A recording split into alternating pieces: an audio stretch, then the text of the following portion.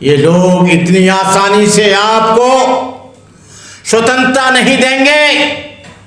अरे आप बात करते हो, कब तक गाते रहोगे इसको कि मैंने नल छू लिया, मैंने घड़ा छू लिया, मैंने बाल्टी छू ली, मैंने ये छू लिया, मैंने लोटा छू लिया।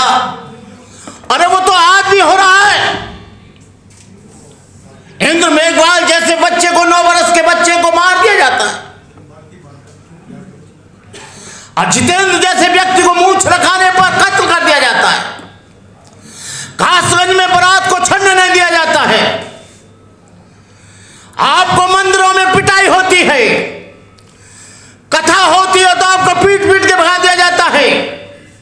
आपके संविधान को इसी धरती पर जलाया जाता है, केवल इस पार्लियामेंट की बगल में जहां पर लोग बैठे हैं। 135 लोग पार्लियामेंट में, उनके कान पर जू नहीं रेंगती है। रिजर्व सीट से आते हैं, लेकिन जो यहां का रिजर्व सीट का आदमी है, एससी का आदमी है, एसटी का आदमी है, बैकवर्ड का आदमी है, ओबीसी का आदमी है, उस पर जुल्म होता है, अत्याचार होता है, उनकी बहन बेटियों के साथ बलात्कार होता है। आप कब तक कहोगे कि हमारा ये फ्रीडम ऑफ चॉइस?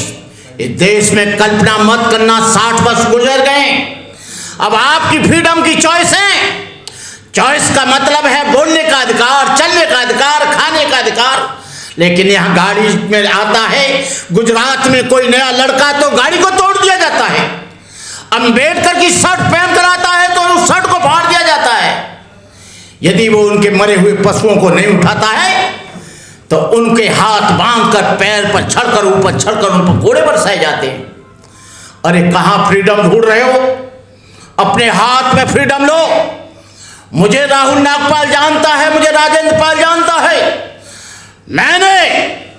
मेरे ऊपर जुल्म हुआ, मैंने कभी FIR नहीं की। उस जुल्म का बदला मैंने लिया। मैं सेंट्रल जेल में 1.5 साल तक फतेहगढ़ सेंट्रल जेल में रहा। मैंने कभी आह नहीं की। ये जो बच्चा है चंद्रशेखर आजाद, इसको छुड़ाने वाला, इसको हेल्प करने वाला भंते करुणा करे, मैं चुपचाप काम करता हूं। राहुल नागपाल जानता है। राहुल नागपाल, एडवोकेट सुरजीत, बालक राम, हम तीनों 2-2, 4-4, 10-10 बार जेल में गए। वहां कहता था कि हमको छुड़ा लो।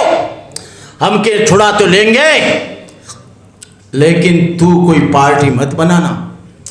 आदमी सोशल मूवमेंट के पीछे अपना राजनीतिक स्वार्थ तलाश रहा है, सामाजिक आंदोलन के पीछे अपना राजनीतिक स्वार्थ पूरा करता है। बाबा साहब ने कहा था ऐसे लोगों से कभी अपेक्षा मत करना कि ये तुम्हारा और तुम्हारे समाज का काम करेंगे। काशीराम कहते थे, हम जीते ना जीते, विधायक आए ना आए, राजनीति चले ना चले, लेकिन सामाजिक आंदोलन निरंतर चलता रहना चाहिए। जिसका समाज मजबूत होता है उसकी राजनीति मजबूत होती है। जिसका समाज मजबूत होता है उसकी सत्ता परिवर्तित होती है। यह सत्ता और व्यवस्था का चक्कर है। यहां पर सामाजिक परिवर्तन कब आएगा? जब यहां पर सत्ता बदलेगी। और सत्ता को कौन बदलेंगे? आप लोग बदलेंगे। कल एक बैकवर्ड का आदमी था, उसने मेरे से कहा, बंते जी राम मंदिर तो बन गया और हमारा कल्याण भी राम मंदिर करेगा। हमने कहा तुम्हारे बैकवर्ड के लोग, विनय कटियार बजरंग दल का अध्यक्ष है, उमा भारती तमाम प्रतिनिधित्व करती है RSS का और बीजेपी का। कल्याण सिंह कहा करते थे कि मैं राम मंदिर के लिए हजारों बार फांसी पर लटक जाऊंगा, लेकिन राम मंदिर की निर्माण कमेटी में एक भी बैकवर्ड को नहीं रखा गया। राम मंदिर के ट्रस्ट में एक भी SC ST बैकवर्ड के आदमी को नहीं रखा गया। तो मैं कहता हूं कि आप लोग कहीं नहीं हैं, आपके छलावा करते हैं ये लोग बहुत बेईमान लोग हैं। अंबेडकर का फोटो लगाकर आपके सारे वोटों को ले लेते हैं।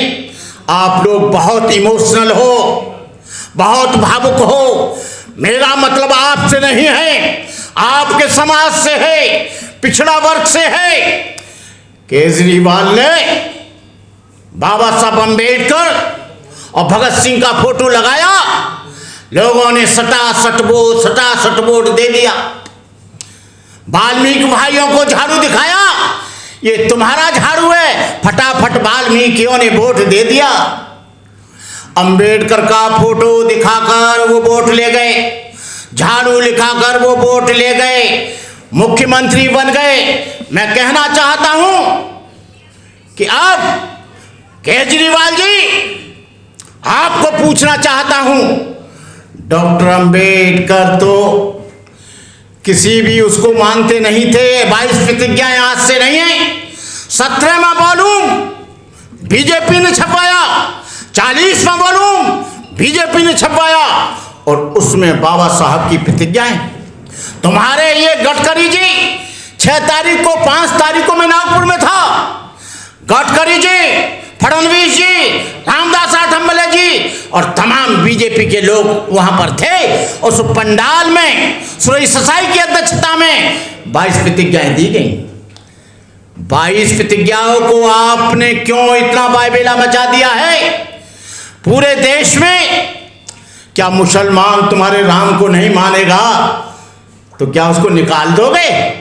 ईसाई नहीं मानेगा तुम्हारे राम और कृष्ण को तो क्या निकाल दोगे?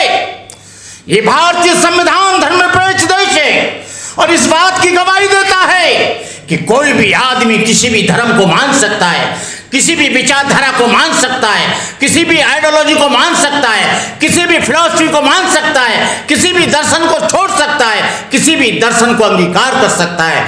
ये तुम्हारी बपौती जागीरदारी नहीं है कि संविधान को विपरीत आप काम कर रहे हो, संविधान के आर्टिकलों को कुचल रहे हो, संविधान की धाराओं को कुचल रहे हो, आदमी की फ्रीडम, आदमी की जमहूरियत, आदमी का जो आपका सिद्धांत है उसको भी तुम कुचल रहे हो। अरे 22 प्रतिज्ञाएं यदि राजेंद्र पाल नहीं मानता है, और 22 प्रतिज्ञाएं राजेंद्र पाल की नहीं है, 22 प्रतिज्ञाएं बंदे करुणाकर की नहीं है, 22 प्रतिज्ञाएं किसी और की नहीं है, ये बोधिसत्व डॉक्टर बाबा साहब अंबेडकर की 14 अक्टूबर 1956 की है। आप लोग बाबा साहब पर मुकदमा चलाओ, हम लोगों पर नहीं। इन्हीं शब्दों के साथ मैं आप लोगों से कहना चाहूंगा कि मिटा दो जमाने से कुनबा परस्ती, मिटा दो लुटेरों की शोषण की हस्ती, मिटा दो ये जातीयता वाली बस्ती, मिटा दो गरीबों की फाका परस्ती। जब तक है ये चांद सितारे, जब तक है धरती अंबर, भारत ऋणी रहेगा उसका, अमर रहेगा अंबेडकर। जय भीम, नमो बुद्धाय, जय भारत।